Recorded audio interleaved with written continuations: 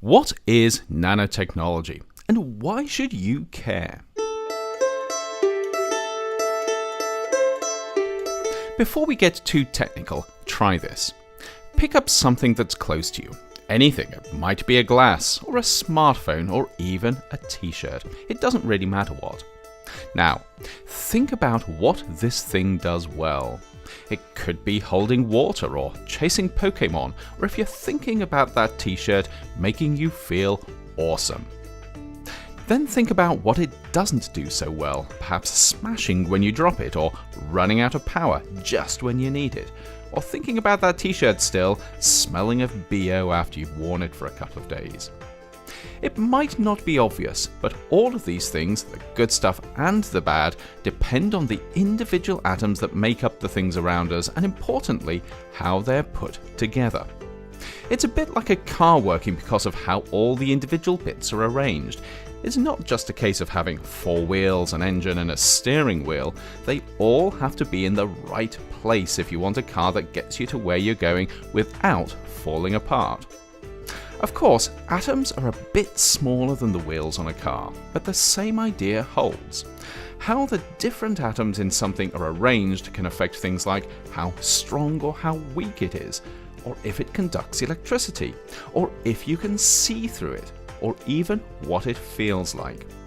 In fact, pretty much anything that the stuff around you does, it does because of how all the different atoms it's made of are put together. And this includes the things that you don't want stuff to do, like breaking, or smelling, or running out of power.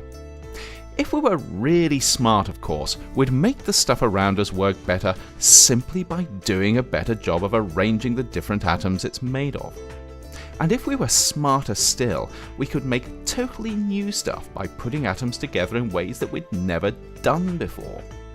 We could even start to create stuff that behaves in quite unusual ways, because when you start playing around with atoms, you can tap into some really weird quantum physics. The trouble is, atoms are really small, more than 1,000,000 times smaller than the tip of your pinky finger, and that means they're not that easy to work with. But over the past few years, scientists and engineers have become increasingly good at designing and engineering materials down at the level of atoms or small groups of atoms. And because this new technology involves doing stuff at such a minute scale, it's called nanotechnology. Using their new skills, nanotechnologists are beginning to do cool stuff like creating materials that are really good at turning sunlight into energy, or using nanoscopically small particles to deliver anti-cancer drugs, or even turning polluted water into drinkable water. They're even finding new ways to make glass that doesn't break when you drop it, batteries that last longer, and even t-shirts that smell fresh after you've worn them for a few days. This is really powerful tech. It's helping us to do stuff we couldn't even dream of just a few years ago. But because nanotechnology is so powerful, we need to be really careful how we use it, just in case we end up causing more problems than we solve. The last thing we want is to make better solar cells that also destroy the environment, or design more efficient water filters that just happen to cause more pollution. Because of this, scientists and others are working hard to make sure we develop and use nanotechnology responsibly.